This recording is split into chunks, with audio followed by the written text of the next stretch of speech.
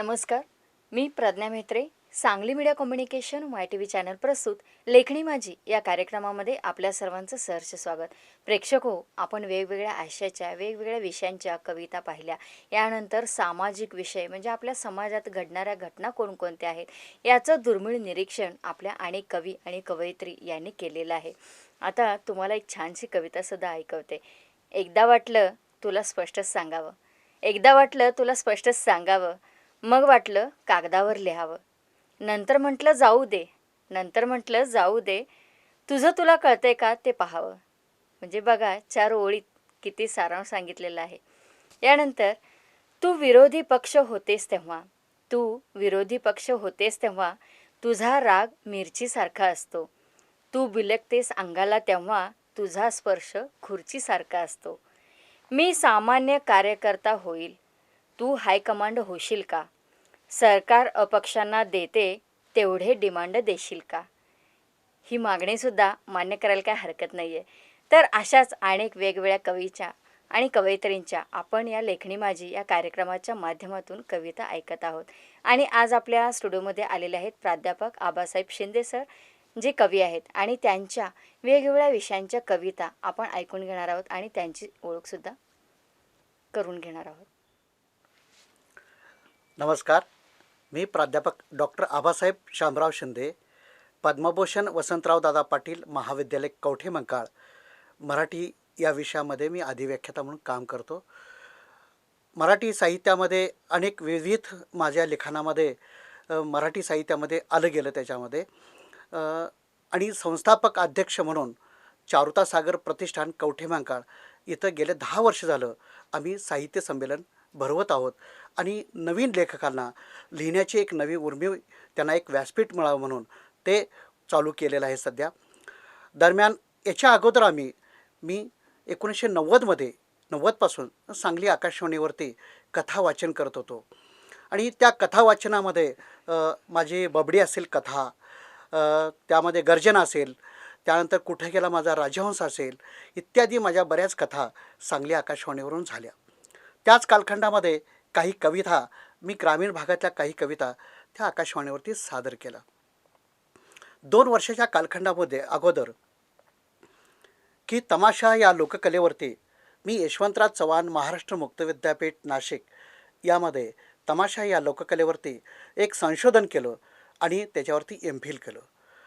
गेल्या 2-4 वर्षामध्ये सुद्धा की शिवाजी विद्यापीठामध्ये सांगली जिल्ह्यातील अप्रकाशित मराठी लावणी वाङ्मयाचा अभ्यास या विषयावरती माझं संशोधन पूर्ण झालं आहे. त्याच्यामध्ये गेल्या अनेक वर्षापासून की महाराष्ट्रातील असणाऱ्या त्रैमासिक असेल, द्वैमासिक असेल, ज्या विविध मासिकामधून आणि काही ह्याच्यामध्ये दिवाळी अंकामधून मी माझं संशोधनात्मक लेख मी पाठविलेले आहेत.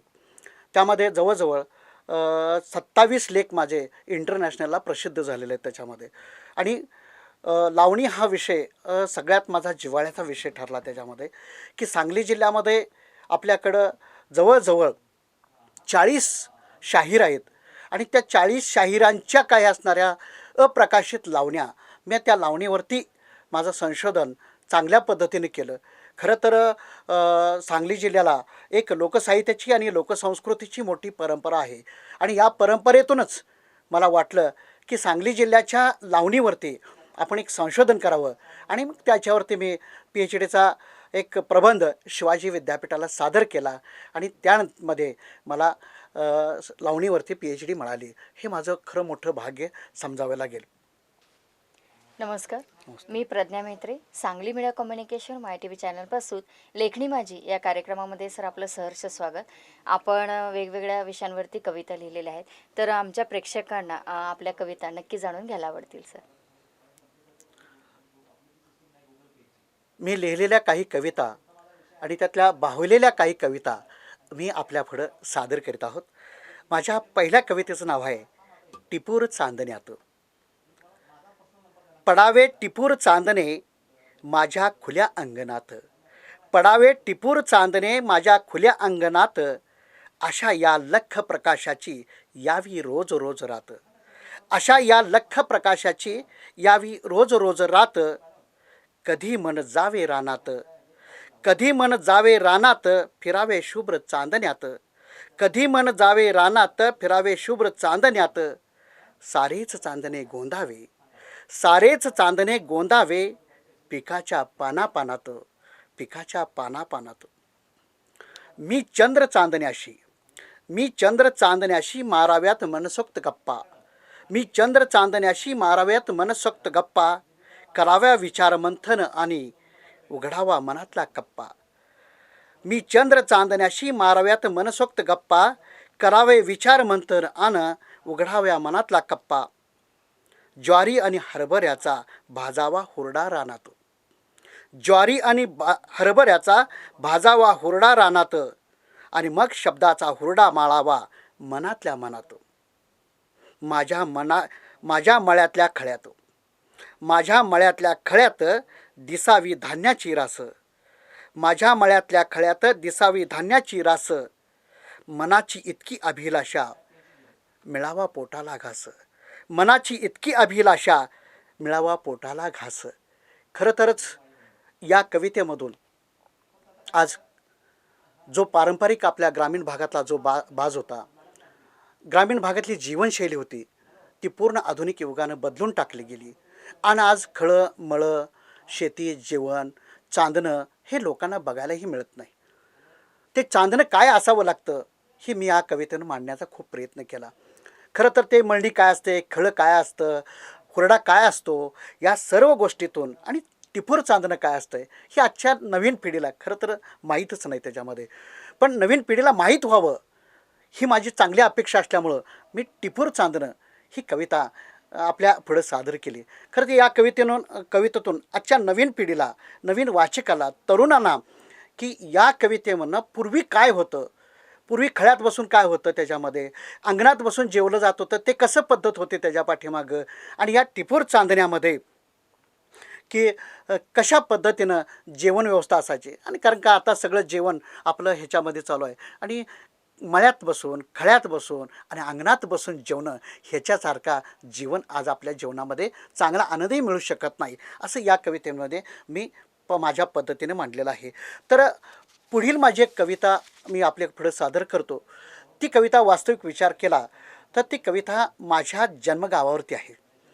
हे सांगली जिल्ह्यातलं जन्मगाव माझं एका डोंगर दरीच्या कडाकपरीच्या कुशीतलं गाव आहे. पण सजीव सृष्टी, निसर्ग, पाणी, डोंगर, दर्या, तिथं असणारी वनस्पती इतकं फार मोठंसं आहे तिथं, आणि हिरवंगार असं माझं छोटंसं गाव आहे. पण हे गाव कालांतराने बदललं गेलं, आणि त्या गावामध्ये आज नवीन पवनचक्की उभा राहिलेली आहे. आणि त्या पवनचक्कीची असणारी जी पाती आहेत ती कशी गारागारा फिरली जातात, असं ही माझ्या छोट्या गावातलं विविध माहिती मी माझ्या कवितेतून मांडण्याचा प्रयत्न केलेला आहे. त्याच्यामध्ये माझ्या कवितेचं नाव आहे माझ्या वाघोलीच्या भूमीत. माझ्या कवितेचं नाव आहे माझ्या वाघोलीच्या भूमीत. माझ्या वाघोलीच्या भूमीत काळ्या दगडाची रास, माझ्या वाघोलीच्या भूमीत काळ्या दगडाची रास, डोंगर कपारीमधून फुटतात हिरव्या गवताची पात, डोंगर कपारीमधून फुटतात हिरव्या गवताची पात, माझ्या वाघोलीच्या भूमीत काळ्या आईची माया, माझ्या वाघोलीच्या भूमीत काळ्या आईची माया, तिथंच आहेत आम्हाला जन्म देणाऱ्या आया, तिथंच आहेत आम्हाला जन्म देणाऱ्या आया, माझ्या वाघोलीच्या भूमीत विठ्ठल रुक्माईचे मंदिर, माझ्या वाघोलीच्या भूमीत विठ्ठल रुक्माईचे मंदिर, गर्द राईत नाचतो पिसारा काढून मोर, गर्द राईत नाचतो पिसारा काढून मोर, माझ्या वाघोलीच्या भूमीत बन आंब्याचे तोडले, माझ्या वाघोलीच्या भूमीत बन आंब्याचे तोडले, पाते गरागरा आता पवनचक्कीचे फिरले, पाते गरागरा आता पवनचक्कीचे फिरले, माझ्या वाघोलीच्या भूमीत मोर लांडोरी संग खेळ, माझ्या वाघोलीच्या भूमीत मोर लांडोरी संग खेळ, निळ्या काळ्या नभामध्ये असते पावसाचे बळ, निळ्या काळ्या नभामध्ये असते पावसाचे बळ, माझ्या वाघोलीच्या भूमीत होता आंब्याचा बन, माझ्या वाघोलीच्या भूमीत होता आंब्याचा बन, तिथंच खेळत होती रागो मैना छान, तिथंच खेळत होती रागो मैना छान. खरंच माझं छोटं गाव आज बदललेलं आहे. त्यातली पारंपरिकता बदललेली आहे आणि त्यातलं वास्तव जीवनसुद्धा बदललेलं आहे आणि आता ती जागा पवनचक्कीने घेतलेली आहे. ही माझ्या नव्या पिढीला, गावातल्या, कर्मभूमीतल्या नव्या युवकांना हे सांगण्यासाठी ही कविता मी पुन्हा साहित्यामध्ये आणण्याचा प्रयत्न केला आहे.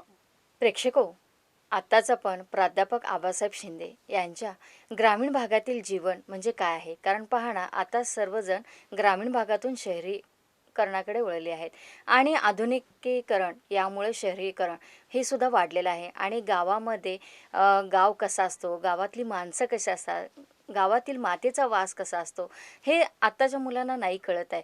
तर हेच वातावरण काय आहे हे सुद्धा आपल्याला कवितेतून छान पद्धतीनं मांडण्याचा प्रयत्न केला आहे आणि यांच्या अजून बऱ्याचशाच कविता आपणाला जाणून घ्यायच्या आहेत. तत्पूर्वी घेऊ एक छोटीशी विश्रांती आणि तुम्ही पाहत राहा फक्त आणि फक्त सांगली मीडिया माय टी व्ही चॅनल.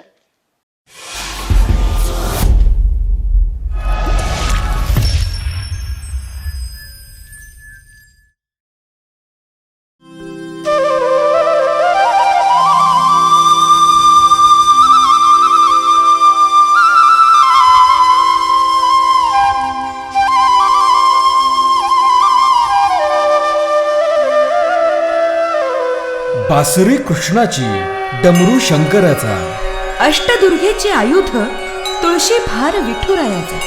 मनामनात भक्ती वसते कुलदैवताच्या व्रतांची. नाही गरज आता जाऊन दर्शन घेण्याची. घरी बसून सारे देव येतील समोर साक्षात. SMC लाईव्ह दर्शन चॅनल लावा, रंगा भक्ती रसात.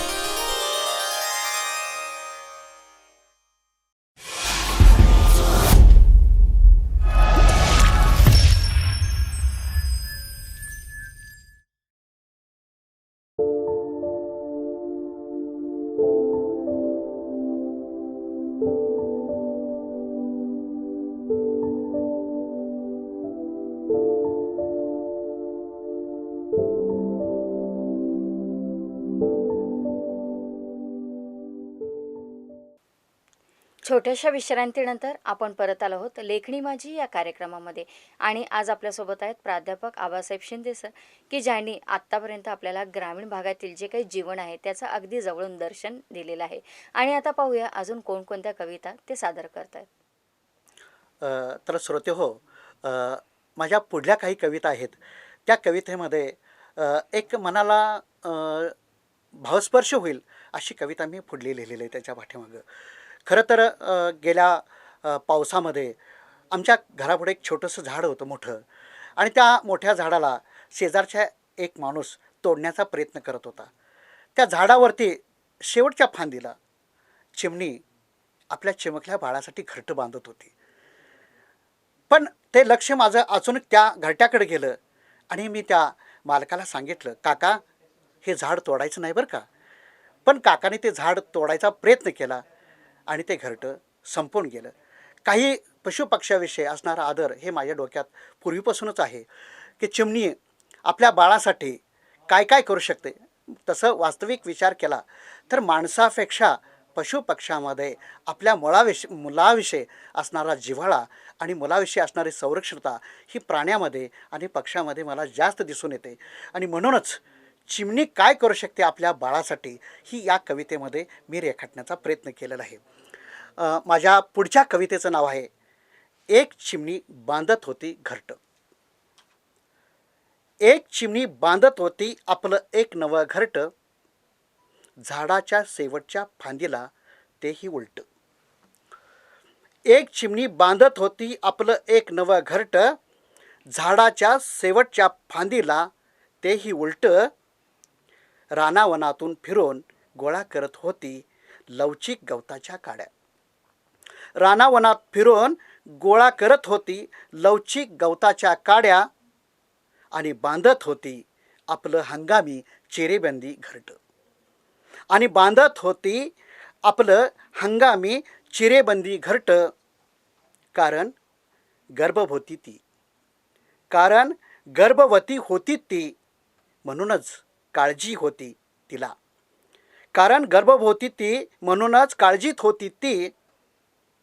आपल्या चिमण्या बाळाला ऊन वारा पाऊस लागू नये म्हणून. आपल्या चिमण्या बाळाला ऊन वारा पाऊस लागू नये म्हणून एक चिमणी बांधत होती एक नवं चिरेबंदी घरटं. एक चिमणी बांधत होती एक चिरेबंदी नवं घरटं. आपल्या चिमण्या पाखरानं निसर्गाच्या या पोकळीत, आपल्या चिमण्या पाखरानं या निसर्गाच्या पोकळीत स्वच्छंदी फिरून यावं आणि आपल्या चिरेबंदी घरट्यात अलगद विसावं. स्वच्छंदी फिरून यावं आणि आपल्या चिरेबंदी घरट्यात अलगद विसावं. म्हणूनच एक चिमणी बांधत होती एक नवं घरटं. एक चिमणी बांधत होती एक नवं घरटं. माझी पुढली कविता आहे श्रोत्यो, हंबरडा. वास्तविक या कवितेमध्ये दुष्काळातलं चित्र, आमचं गाव, आमचा परिसर हा दुष्काळानं गेल्या कित्येक पिढ्या होरपळत आहे. अनेक वर्षे माणसाला जगणं नकोसं झालेलं आहे. संसाराचा गाडा अर्ध्यावरतीच पडत आहे. जनावरं मरत आहेत, अन्नासाठी थडपडत आहेत आणि जाग्यावर सुद्धा जीव सोडत आहेत. हे वास्तव भयानक चित्र मी माझ्या डोळ्याने पाहिलं गेलं आणि कवितेमध्ये हे वास्तव चित्रण मांडण्याचा मी अतिशय मार्मिक पद्धतीने आणि जवळून मांडण्याचा प्रयत्न धाडसानं केला आणि ही कविता माझ्या शब्दामध्ये मी माझ्या कागदावरती उमटवली. माझ्या कवितेचं नाव आहे हंबरडा. त्या तिथं माळ रानावरती हंबरडा फोडलाय. त्या तिथं माळ रानावरती हंबरडा फोडलाय. जनावरांनी चाऱ्यासाठी, माणसानं पाण्यासाठी आणि काळ्या आईनं फक्त पाण्यासाठी. जिकडे पहावे तिकडे दिसत आहेत वटलेली झाडे फुले आणि वेली. जिकडे पहावे तिकडे दिसत आहेत वटलेली झाडे फुले आणि वेली. केव्हाच करपून गेला तो कवळ्या अंकुराचा कोंब. केव्हाच करपून गेला तो कोवळ्या अंकुराचा कोंब. खरंच त्या मेघराजाचं आता काही खरं नाही. खरंच त्या मेघराजाचं आता काही खरं नाही. कवाब येतोय आणि कवाबी जातोय. कवाब येतोय आणि कवाबी जातोय. जेव्हा जनावरांनी आणि माणसांनी पाणी पाणी म्हणून हंबरडा फोडला. जेव्हा जनावरांनी आणि माणसांनी पाणी पाणी म्हणून हंबरडा फोडला आणि एका मध्यरात्री त्या मुख्या जनावरांनी आपला प्राणही सोडला. पण तरीही त्या पाषाणी मेघराजाला अखेर पानानंही फुटला. असं या कवितेमध्ये मी माझ्या ग्रामीण भागातील दुष्काळ पट्ट्यातील कवठेमंकाळसारखा दुष्काळ भाग आहे, या दुष्काळी भागातील जनावराचं हाल ही सर्व मी वास्तव चित्रण मी माझ्या या छोट्याशा कवितेमध्ये मांडण्याचा प्रयत्न केला आहे. खरं तर ग्रामीण भागामध्ये अनेक वास्तव जीवन आपल्याला पाहायला मिळते. त्यामध्ये कृषी संस्कृती आपल्याला जवळून पाहायला मिळत असेल. कारण सांगली जिल्हा हा कृषी प्रधानामध्ये सर्वात ग्रेट आहे. त्यात ग्रामीण भाग आमचा हा. या ग्रामीण भागातली शेती, त्यातली नांगरण काय असते, वळवाचा पाऊस काय असू शकतो, वळवाच्या पावसानं शेतकऱ्याचं झालेलं काय हाल असतं, त्याची शेती, त्याचं जीवन या कवितेमध्ये मांडण्याचा प्रयत्न केला आहे. अर्थात सगळाच पाऊस मोठा येतो असं काही नसते त्याच्या पाठीमागं. वळवाचा पाऊस केव्हा तर येतो. वळवाचा पाऊस खरंच केव्हा तर येतो. आला तर ना शेतकऱ्याला उद्ध्वस्तसुद्धा करून टाकतो. इतकं त्या वळवाच्या पावसामध्ये ताकद असते. आपल्याकडं विविध प्रकारचे पाऊस येतात. एक झडीचा पाऊस येतो, वळवाचा पाऊस येतो, परतीचा पाऊस येतो. ह्या सर्व पावसामध्ये मला वळवाचा पाऊस का वाटला यामध्ये एक महत्त्वाचं उदाहरण आहे की गरिबी शेतकरी आपल्या घरातलं घरपण सोडतो आणि शेतात राहायला जात असतो. शेतात छपरामध्ये राहत असतो. पण वळवाचा पाऊस केव्हा एकदा बिलगेल आणि केव्हा एकदा छपर उद्ध्वस्त होईल ही ते शेतकऱ्याच्या मनात नेहमीच हुरहुर लागलेली असते. असंच एक कविता मी माझ्या कवितेमध्ये रेखाटण्याचा प्रयत्न केला आहे. त्या कवितेचं नाव आहे वळीव. कवा तरी अचानक वळीव पडणार म्हणून. कवा तर अचानक वळीव पडणार म्हणून आमच्या बानं रानातलं जुनं छप्पर उभ्या उभ्या शेकरलं. कवा तरी अचानक वळीव पडणार म्हणून आमच्या बानं रानातलं जुनं छप्पर उभ्या उभ्या शेकरलं. तवा आईनं गोळा केला सुरकुट झाल्या रानातला पालापाचोळा. तवा आईनं गोळा केला सुरकुट झालेल्या रानातील पालापाचोळा. दुष्काळानं भेगाळलेली काळीभोर रानं. दुष्काळानं भेगाळलेली काळीभोर रानं. बानं दिवसभर आडवं उभं कळवलं. बानं दिवसभर उभं आडवं कळवलं. आणि सांच्याला चूल पेटवावी म्हणून. आणि सांच्याला चूल पेटवावी म्हणून आईनं गोळा केली रानातली वटलेली झाडं आणि झुडपं. सांच्याला चूल पेटवावी म्हणून आईनं गोळा केली रानातली वटलेली झाडं आणि झुडपं. पण तिने सांजेला अचानक आकाशात वीज कडाडली. आणि वळवाच्या पावसानं अख्खं शिवार झोडपून काढलं. आणि वळवाच्या पावसानं अख्खं शिवार झोडपून काढलं. तवा आई आणि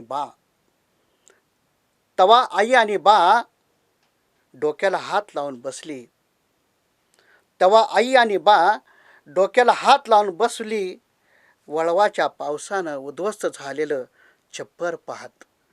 वळवाच्या पावसानं उद्ध्वस्त झालेलं छप्पर पाहत. इतकं या कवितेमध्ये मी रेखाटण्याचा प्रयत्न केलेला आहे. खरं तर मराठी साहित्यामध्ये अनेक विविध कविता आपल्याला पाहायला मिळतील. काही लेखक आणि कवी वास्तविक विचार केला तर काही लेखक कवी हे गुलाबाच्या फुलावरची लिहित असतात. पण मी कधीही गुलाबाच्या फुलावर लिहिण्याचा प्रयत्न केलेला नाही, कारण मला कधीही गुलाबाचे फुलं आवडत नसतात. कारण मी ग्रामीण भागातली जी झाडाझुडपाला फुलं असतात ते फुलं आवडतात. आणि म्हणून मी बऱ्याच कविता लिहित असताना वास्तव चित्रण टिपण्याचा का प्रयत्न करत आहे, तर ग्रामीण भागातील जी जनावराची, माणसाची, प्राण्याची जी धडपड आहे, जगण्याची धडपड आहे, ती धडपड मी माझ्या कवितेतून अतिशय सुंदरपणे मांडण्याचा प्रयत्न केलेला आहे. असंच या कवितेतून मला म्हणायचं आहे. सर, आज आपण स्टुडिओमध्ये आलात आणि लेखणी माझी या कार्यक्रमाच्या माध्यमातून मानवांचं वास्तववादी जे चित्रण आहे, ग्रामीण भागातलं जे काही चित्रण आहे याच्या आमच्या प्रेक्षकांना खूप छान पद्धतीनं कविता सादर केला. त्याबद्दल सांगली मीडिया कम्युनिकेशन YTV चॅनलतर्फे धन्यवाद देते. धन्यवाद. आणि पुढील वाटचालीसाठी आपणाला हार्दिक शुभेच्छा सर. आज सांगली मीडिया चॅनल या स्टुडिओमध्ये मला माझ्या कविता सादर करण्याचं अतिशय मला पहिल्यांदा प्राधान्य दिलं आणि बोलवून मला माझ्या कवितेविषयी असणारं आपण म्हणणं या ठिकाणी घेतलं. खरंच या MyTVला मला धन्यवाद द्यावं लागतील, कारण असा कार्यक्रम माझ्या जीवनातला पहिलाच ऐकतो आहे आणि या MyTVचे मी धन्यवाद करतो. प्रेक्षको, आत्ताच आपण प्राध्यापक आबासाहेब शिंदे यांच्या ग्रामीण भागातलं जीवन म्हणजे काय आहे, त्यानंतर वास्तव काय आहे, तिथील निसर्ग असेल, त्यानंतर तिथली माणसं असतील आणि तिथली परिस्थिती कशी असते, या परिस्थितीचा सारीक विचार या त्यांच्या कवितेच्या माध्यमातून आपल्यापर्यंत पोहोचवला. आणि याचं प्रक्षेपण Sangli media communication YTV channel करतं, की ज्यामध्ये आपणाला वेगवेगळे सामाजिक, शैक्षणिक, सांस्कृतिक कार्यक्रम पाहायला मिळतात. या व्यतिरिक्त प्रत्येक स्पेशल शोसुद्धा खास असतो तुमच्यासाठी. वेगवेगळे स्पेशल शो घेऊन येते मी तुमच्यासाठी. आणि आता आपण खेळ म्हणजे काय आहे, त्यानंतर खेळाचं महत्त्व, आणि हा सुद्धा विषय तितकाच महत्त्वाचा आहे. आणि आपली प्रतिकारशक्तीसुद्धा वाढवणं तितकंच महत्त्वाचं आहे. आणि सर्व पालकांना सुद्धा मी विनंती करते की आपल्या मुलांना फक्त अभ्यास एवढंच नाही आहे, तर अभ्यासाच्या पलीकडं सुद्धा एक विश्व आहे. आणि ते विश्व काय आहे, तर खेळ, मैदानी खेळ, यालासुद्धा तितकंच महत्त्व द्यावं लागेल. आणि या खेळातूनच आज आता आपण पाहतो की आपल्या सांगलीची स्मृती मानधना ही सुद्धा आपली क्रिकेटपटू, आपल्या या सांगलीचं नाव तिनं गाजवलेलं आहे. तर हे का गाजवलं, तर तिच्या आईवडिलांनी, तिच्या कुटुंबाने तिला चांगला सपोर्ट केला आणि त्यामुळेच ती चांगलं आपलं करिअर घडवू शकली. आणि असं नाही आहे की फक्त पुस्तकी ज्ञान असणं आवश्यक आहे, तर अभ्यासाबरोबर खेळालाही तितकंच महत्त्व द्यायचं आहे. आणि यासाठी आपणाला महत्त्व कशा प्रकारे आहे याविषयीची माहिती हा खेळ माझा या कार्यक्रमाच्या माध्यमातून मी घेऊन येते. पूर्ण डिसेंबर महिना हा खेळ माझा हा कार्यक्रम खास असेल तुमच्यासाठी, म्हणजेच आपल्या सर्व प्रेक्षकांसाठी, पालकांसाठी, विद्यार्थ्यांसाठी, खेळाडूंसाठी आणि अनेक नामवंत प्रशिक्षक आपल्या या स्टुडिओमध्ये येणार आहेत आणि वेगवेगळ्या विविध संस्था कशा कार्यरत आहेत आणि ज्या विद्यार्थ्यांना आपल्याला वेगवेगळ्या खेळामध्ये सहभागी व्हायचं आहे आणि ज्यांची आर्थिक परिस्थितीसुद्धा नाही आहे, तर अशा विद्यार्थ्यांना या संस्था कशा मदत करत आहेत याची देखील माहिती आपल्याला या कार्यक्रमाच्या माध्यमातून मिळणार आहे. तेव्हा आवर्जून पहा तुमचं, आमचं आणि आपल्या सर्वांचं लाडकं चॅनल सांगली मीडिया, माय टी व्ही चॅनल.